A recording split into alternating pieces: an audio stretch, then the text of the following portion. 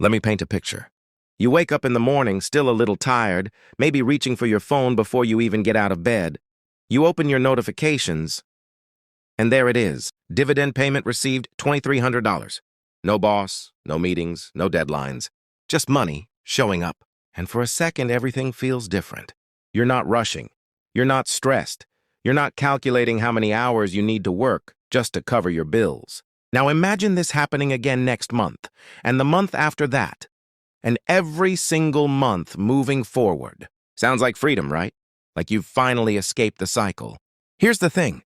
That idea, this version of financial freedom, is exactly what keeps people chasing $1,000. Because in our heads, once we hit that number, everything changes. Work becomes optional. Stress disappears. Life gets easier.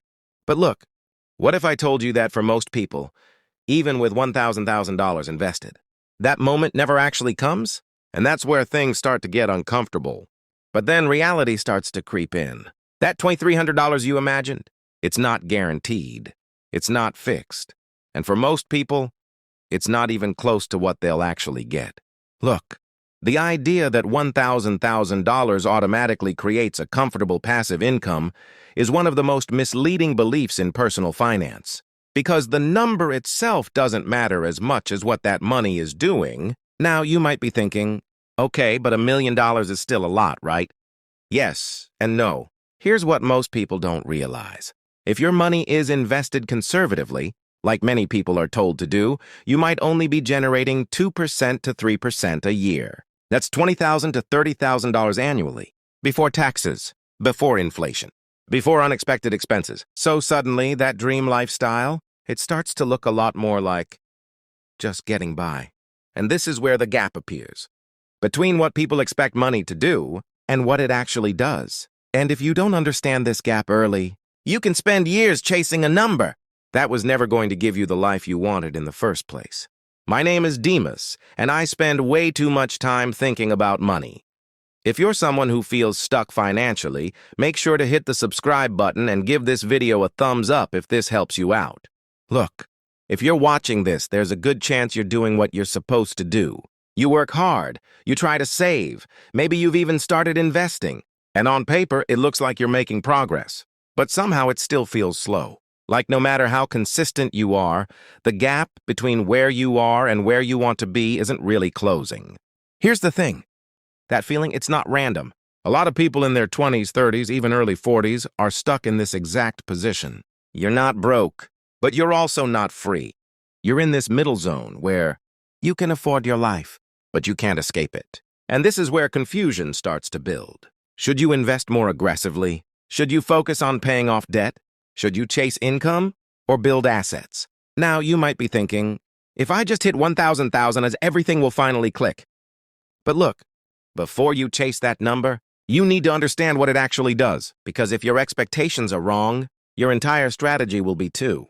Let's be honest for a second. This is the part no one really talks about. You wake up, go to work, get paid, and then watch most of it disappear almost immediately. Bills, rent, food, transportation. Maybe a little bit of saving if there's anything left. And every month it feels like you're running the same cycle. You're not reckless with money. You're not making terrible decisions. But somehow, you're still not moving forward in a meaningful way. Look, this is where a lot of people start to feel frustrated. Because you're doing what you were told would work. Study hard, get a job, be responsible. And yet, financial freedom still feels far away. Here's the thing. The system most people follow isn't designed to make you wealthy. It's designed to keep you stable. And stability, it's comfortable, but it doesn't create momentum. So you end up stuck in this space where your income grows slowly, your expenses grow quietly, and your investments feel too small to matter. Now, you might be thinking, maybe I just need more time. But look, time only works if your strategy actually makes sense. And if it doesn't, you can spend 10, 20, even 30 years doing the same thing and still feel like you're in the same place. And this is where most people get pulled into a very simple idea.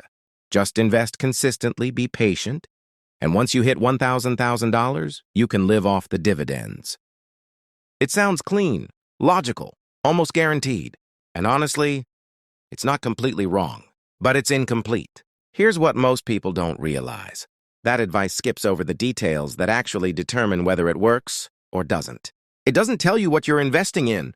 It doesn't tell you how much income that portfolio will realistically generate.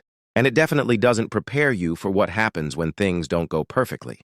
Now, you might be thinking, okay, but as long as I'm consistent, I'll get there eventually, right? Look, consistency is important, but consistency without clarity can lead you in the wrong direction. Because not all investments behave the same way. Some grow fast but don't pay income. Some pay income but barely grow. And some look attractive on the surface but come with risks most people don't fully understand. So when people blindly follow this advice, they're not building a strategy. They're following a shortcut. And shortcuts in finance, they usually come with trade-offs you don't see until it's too late. All right, let's slow this down and actually look at the numbers. Because this is where things start to feel very different. Let's say you've done everything right. You saved, invested consistently, stayed disciplined, and finally reached $1,000. Now what? Most people imagine this moment as the turning point. But here's the reality. If your portfolio is built conservatively, which is what many people are advised to do, you're probably earning around 2% in dividends. So let's do the math. That's $20,000 per year, or about 1,066 CS per month, before taxes, before inflation, before anything unexpected happens. Look, that's not nothing, but it's also not freedom. In many places, that barely covers basic living expenses. And this is where it hits people. After years, maybe decades of discipline, the income doesn't match the expectation. Now you might be thinking, then I just need a higher yield. And sure, that's one option. But here's the thing. The moment you start chasing higher yield, you're not just increasing income, you're increasing risk. And if you don't understand that trade-off, you could end up solving one problem while quietly creating a much bigger one. So let's take it one step further. What if instead of playing it ultra-safe, you aim for something more balanced? A portfolio that gives you around 4% in dividends. Now we're talking about a mix of stability and income. So let's run the numbers again. $1,000 x 4% gives you $40,000 per year. That's about $333 per month. Now, at first glance, this feels a lot better. This is where things start to look realistic. You can cover your essentials, maybe even have a bit of flexibility. But look, this is where it gets really interesting, because $333 a month doesn't go as far as most people think. Once you factor in taxes, rising living costs, health care, unexpected expenses, that comfortable income starts to feel tight, especially if you're used to a certain lifestyle. Now you might be thinking, okay, but I can live modestly. And maybe you can. But here's the real question. Do you want to spend decades building wealth just to end up managing limitations? Because at this level, you're not fully free. You're just less constrained. And that's a very different outcome than what most people expect when they hear financial freedom. So naturally, the next thought is pretty obvious. If 2% feels too low and 4% feels tight, why not just go higher? And on the surface, that makes sense. Let's say you build a portfolio yielding around 7%. Now we're talking about $70,000 per year. That's roughly $5,800 per month. And finally, this starts to feel like real freedom. You can cover your needs, enjoy your lifestyle, maybe even travel a bit. This is the number most people thought they were going to get all along. But look, this is where things get a little uncomfortable again. Because higher yield doesn't come for free. It comes with trade-offs. A lot of high-yield investments are more volatile, have less predictable income, or carry underlying risks most people don't fully understand. And here's what most people don't realize. That 7% yield, it's not guaranteed. Dividends can be cut, companies can struggle, markets can shift, so that $5,800 a month you were counting on can drop right when you need it the most. Now you might be thinking, okay, but I'll just pick good companies. And sure, that helps. But even strong companies aren't immune to change. And this is the trade-off. The higher the income you chase, the less stable it often becomes. So the question isn't just, how much can I earn? It's, how reliable is that income when everything goes wrong? Now, this is the part most people completely underestimate. Because at this point, it's not really about the math anymore. It's about behavior. Here's the thing. Even if you fully understand everything we just talked about, that doesn't mean you'll actually act on it. And that's where most people fall apart. Take instant gratification, for example. We all know we should invest, but in the moment, spending feels better. Upgrading your phone, eating out, rewarding yourself after a long week.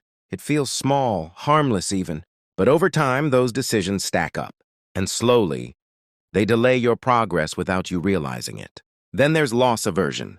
People don't just dislike losing money, they fear it. So what happens? The moment the market drops, even a little, they panic, they sell, they step out right when they should be staying in.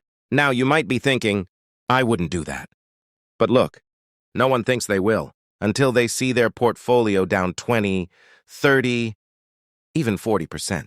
That's when logic disappears and emotion takes over. And here's the problem. We don't make financial decisions in calm, perfect conditions. We make them when we're stressed, uncertain, and emotional.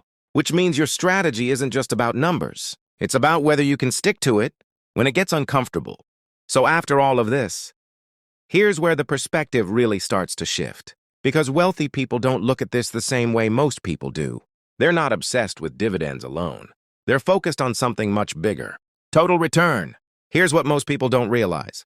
Dividends are just one piece of the equation. Wealthy investors think in terms of growth, income, and efficiency, because a dollar earned from dividends isn't necessarily better than a dollar gained from growth. In fact, sometimes it's worse, especially after taxes. Now, you might be thinking, but I want passive income. And that makes sense. But look, focusing too early on income can actually slow you down, because high-income portfolios often grow slower, which means your total wealth builds at a much lower rate. This is where it gets really interesting. If instead, you focus on growth first and allow your investments to compound over time. You're not just aiming for $1,000. You're positioning yourself for $2,000, even $3,000. And at that level, even a modest 3% yield gives you more income, with less risk. So the real advantage isn't just what your money pays you today. It's how big you allow it to become first. Because the bigger the base, the easier everything else becomes. Now, at this point, there are probably a few questions running through your mind. And honestly, they're valid. Because once you start seeing the trade-offs, things don't feel as simple anymore. One of the biggest questions is this. Should I just ignore dividends then? And the answer is no. Dividends aren't the problem. Relying on them too early is, look, dividends can be powerful. They give you consistent cash flow, psychological reassurance, and a sense that your money is actually working for you. But here's the thing. They work best when they're built on top of a strong foundation, not used as a shortcut to get there. Now, another common question is, what if I have debt? Should I invest or pay it off first? Here's the honest answer. It depends. If you're dealing with high-interest debt, like credit cards, that's priority number one. Because a guaranteed 15–20% loss every year, that will destroy your progress faster than anything else. But if your debt is low interest, then it becomes a strategy decision. Because if your investments can reasonably return more than your debt costs, you're actually better off investing. Now, you might be thinking, so what's the right move? And the truth is, there's no one-size-fits-all answer. But there is a principle. Every dollar should have a purpose. And once you understand that, your decisions become a lot clearer. All right, so let's bring this down to something practical. Because understanding all of this is one thing. Actually applying it is another. Here's where you start. First, focus on increasing your income. Look, a lot of people try to optimize their investments too early. They spend hours thinking about yields, dividends, strategies. But the truth is, if your income is limited, your options are limited too. So before anything else, ask yourself, how can I earn more? Because a higher income gives you leverage. It gives you the ability to invest more, faster. Second, build a portfolio that does both, growth and income, not one or the other. Growth assets help you expand your wealth over time. Income assets help stabilize and eventually support your lifestyle. Third, in the early stages, reinvest everything. Dividends are not for spending yet. They're for accelerating compounding. This is where patience actually pays off. Fourth, control lifestyle inflation. Every time your income increases, there's a temptation to upgrade your life. And a small upgrade isn't the problem, but consistent upgrades, they quietly cancel out your progress. And finally, define your number.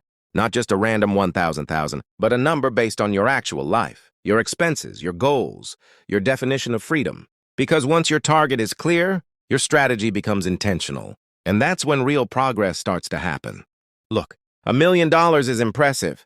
There's no denying that. It takes discipline, time, and consistency to get there. But here's the thing. It's not the finish line people think it is. And if you build your entire plan around that one number, you might end up disappointed. Because money by itself doesn't create freedom. How you use it does. Here's what most people don't realize. Financial freedom isn't about hitting a milestone. It's about building a system. A system where your money keeps working, your decisions are intentional, and your lifestyle isn't dependent on constant effort. Now, you might be thinking, so what should I focus on instead? Focus on effectiveness. Not just how much money you have, but how well that money is structured. Because someone with $500,000 and a smart system can be in a better position than someone with $1,000 and no clarity. Let that sink in. This is where everything comes together. It's not about chasing numbers anymore. It's about understanding how the game actually works. And once you see that, you stop guessing, you stop reacting, and you start making decisions with purpose. So don't just aim for $1 million. Build something that actually works, with or without it. Because that's what real financial freedom looks like.